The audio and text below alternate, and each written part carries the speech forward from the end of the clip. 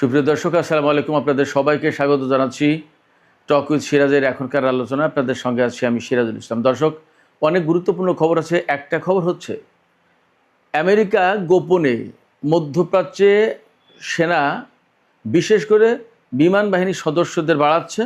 এর মূল পরিকল্পনা হচ্ছে ইরানের বিরুদ্ধে নতুন করে যুদ্ধ শুরু করতে পারে এবং এই পরিকল্পনার আওতায় মধ্যপ্রাচ্যে বিভিন্ন দূতাবাসে খুব কম সংখ্যক লোক নিয়ে কোনো রকম কাজ চালিয়ে নিচ্ছে আমেরিকা। মূল টার্গেট ইরানের বিরুদ্ধে বড় যুদ্ধ করা। এপাশে আমেরিকার সম্ভাব্য এই পরিকল্পনার বিরুদ্ধে ইরান কি করবে তার জবাব দিয়েছেন সর্বোচ্চ নেতার রাজনৈতিক উপদেষ্টা ব্রিগেডিয়ার জেনারেল গোলাম রাসুল সানাই রাদ। তিনি বলেছেন, আমেরিকা যদি নতুন করে যুদ্ধ শুরু করে ইরানের বিরুদ্ধে, তাহলে ইরান আগের চেয়ে আগ্রাসীভাবে জবাব দেবে।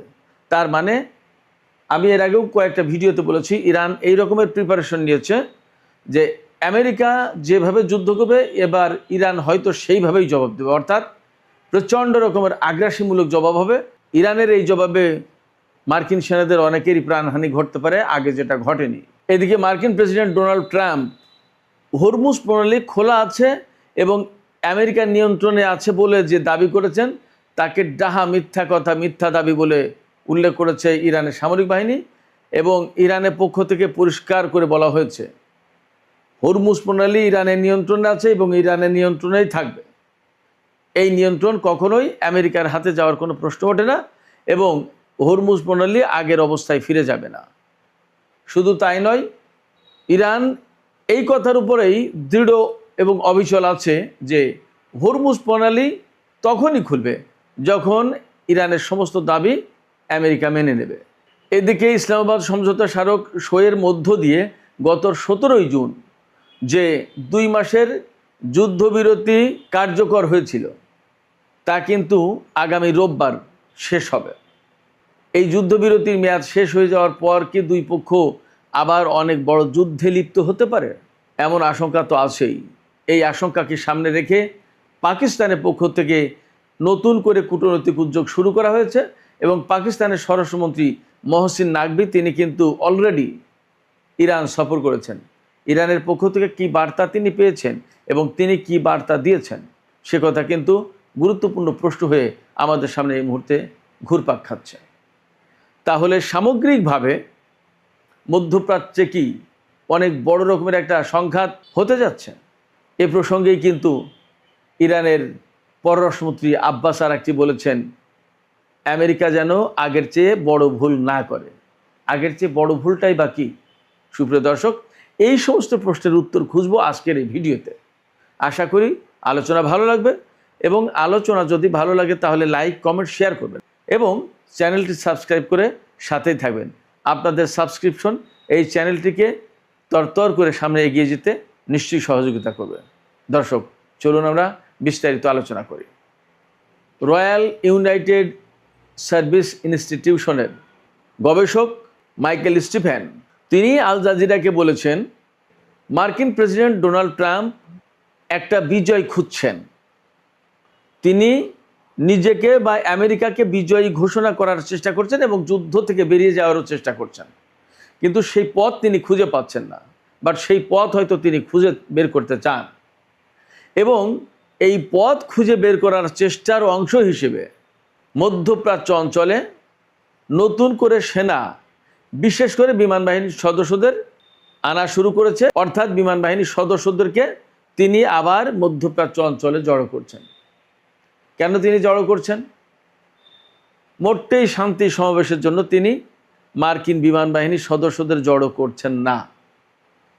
তিনি বিভিন্ন সময় বিভিন্ন রকমের ফন্দি ফিকির, কৌশল, চেষ্টা, হিকমত, পরিকল্পনা যাই বলেন তা সবই করছেন। একবার এক এক রকমের চেষ্টা তদবির করে বড় একটা আঘাত আনতে চাইছেন ইরানের উপর তিনি, যাতে বড় আঘাতের মাধ্যমে ইরানকে একেবারে ধসিয়ে দিয়ে তিনি বিজয় ঘোষণা করতে পারেন। এই যে দেখো, আমরা ইরানের বিরুদ্ধে বিজয় হয়েছি এবং আমরা বিজয়ী শক্তি, আমরা যুদ্ধের অবসান ঘটালাম।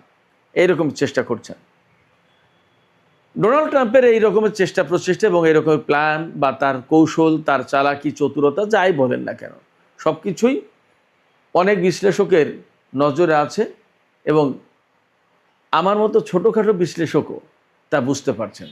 আমি অনেকবারই বলেছি তিনি সহজে পরাজয় মেনে নেবেন না। কিভাবে আমেরিকাকে বিজয়ী ঘোষণা করা যায় তিনি সেই চেষ্টাই করছেন।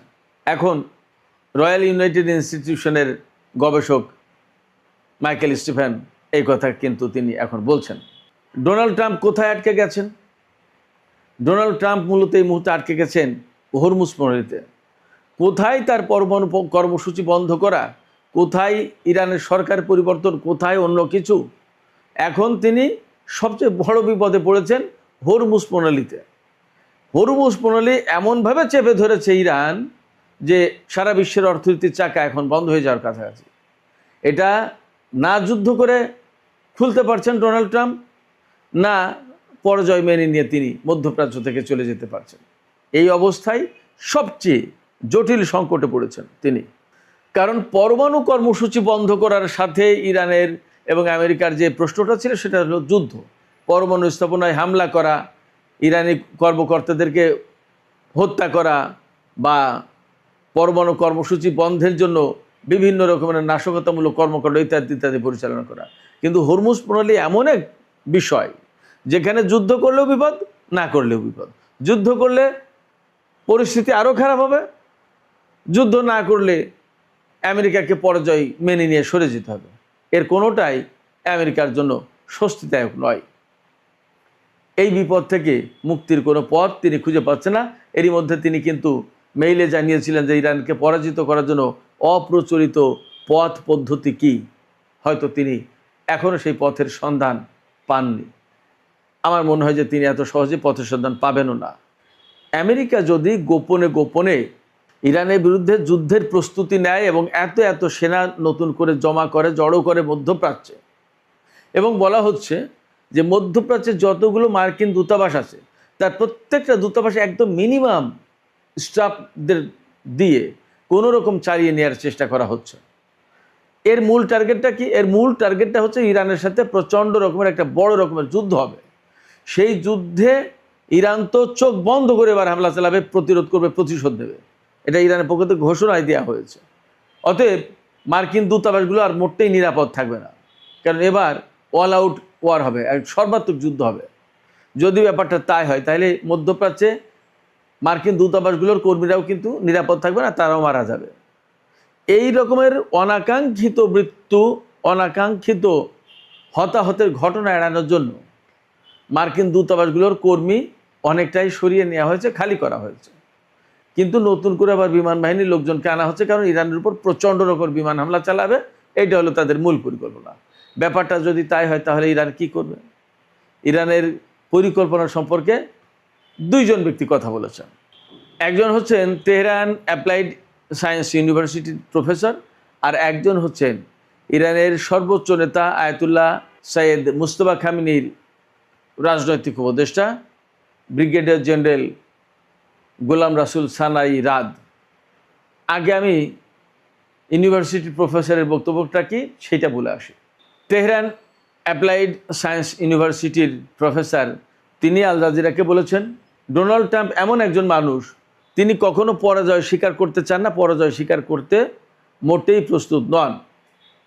কিন্তু ইরানের সাথে যে ঘটনা ঘটেছে এই কয়েকদিনের যুদ্ধে, তাতে আমেরিকা বেসিক্যালি পরাজিত হয়েছে। এই জায়গা থেকে তিনি যুদ্ধ বন্ধও করতে চান, নিজে বিজয়ীও হতে চান, ইরানকে আমেরিকাকে বিজয়ী ঘোষণাও করতে চান।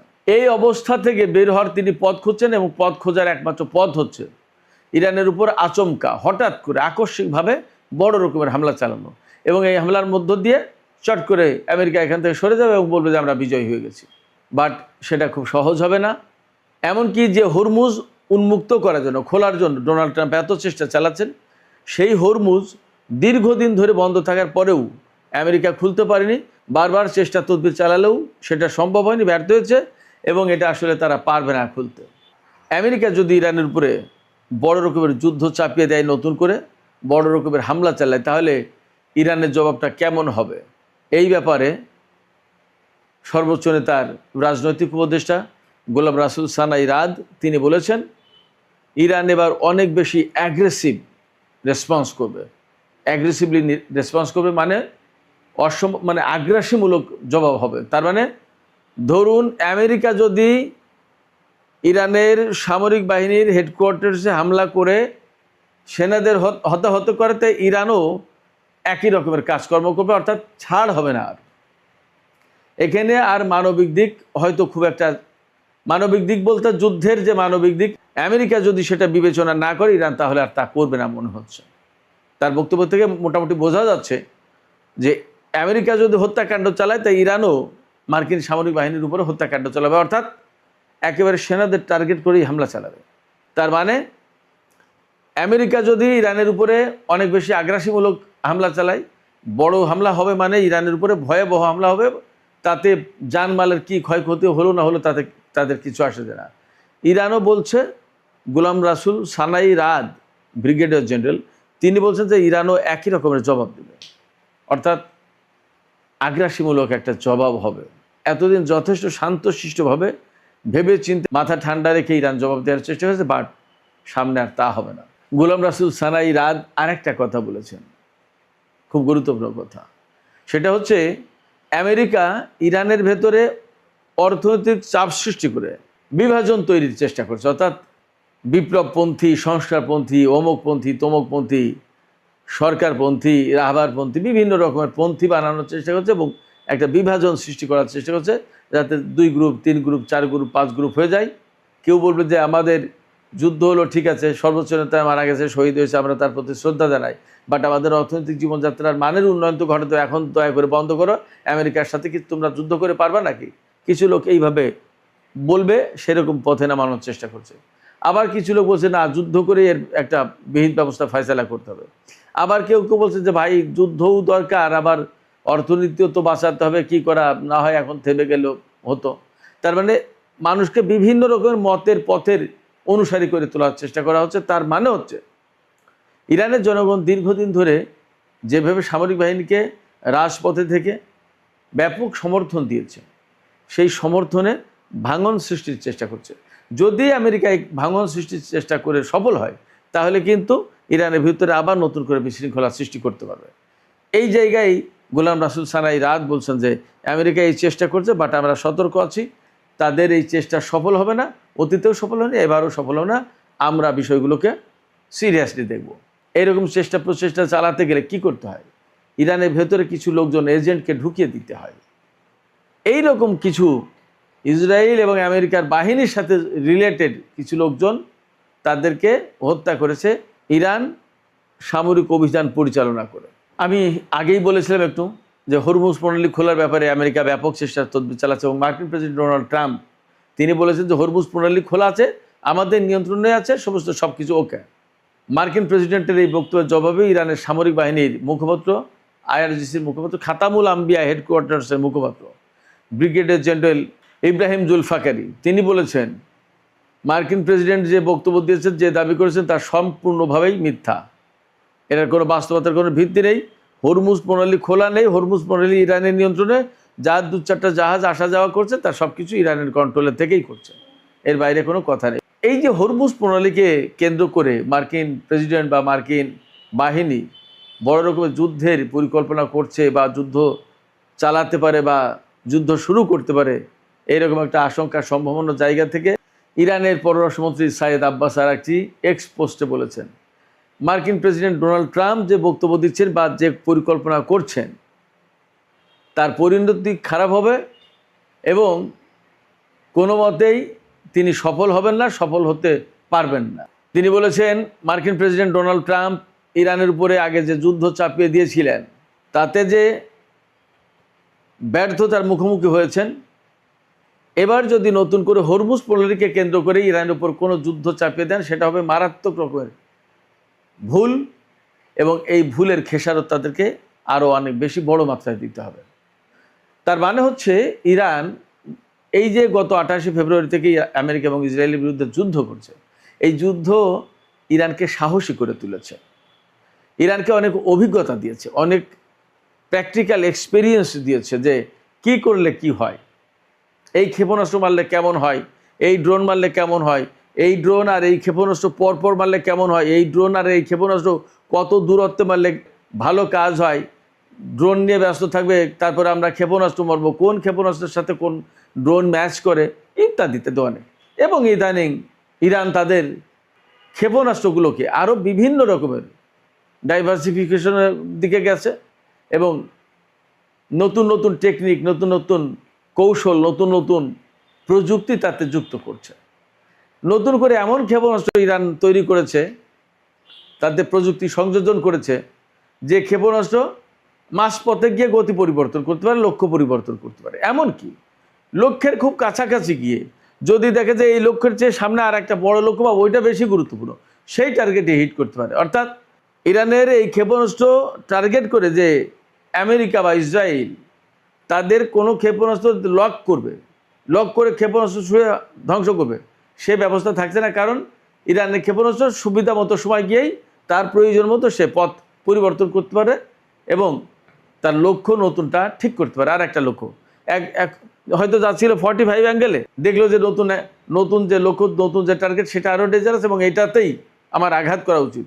সে 60 ডিগ্রি অ্যাঙ্গেলে মোড় ঘুরিয়ে দিল, ব্যাস ক্ষেপণাস্ত্র ইসরায়েল যেটা ছুঁড়েছে বা আমেরিকা যেটা ছুঁড়েছিল 45 অ্যাঙ্গেলে, সেই অ্যাঙ্গেল কিন্তু সেই ক্ষেপণাস্ত্র সোজা চলে যাবে, ইরানের ক্ষেপণাস্ত্র 60 ডিগ্রি অ্যাঙ্গেলে গিয়ে নতুন টার্গেটে হামলা করবে।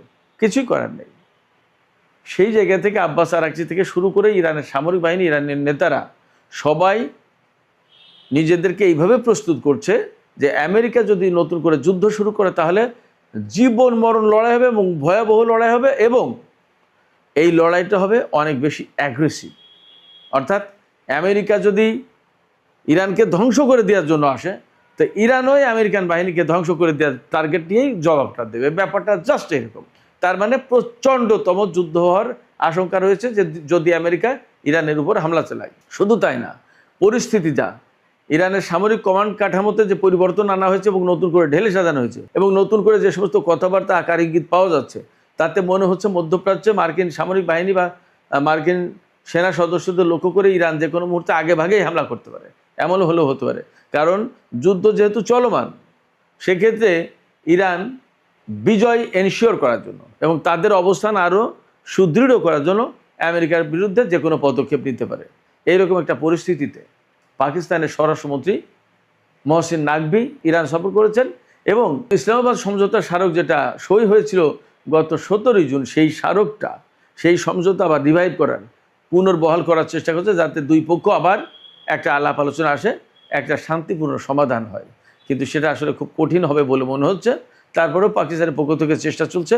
এই চেষ্টাকে সাধুবাদ জানাতে হয়, বিকজ যুদ্ধ এড়ানোর চেষ্টা, ডিপ্লোম্যাটিক ওয়েতে একটা শান্তিপূর্ণ উপায়ে এই সংকটের সমাধানের চেষ্টা পাকিস্তান করছে। এটা গুড জব।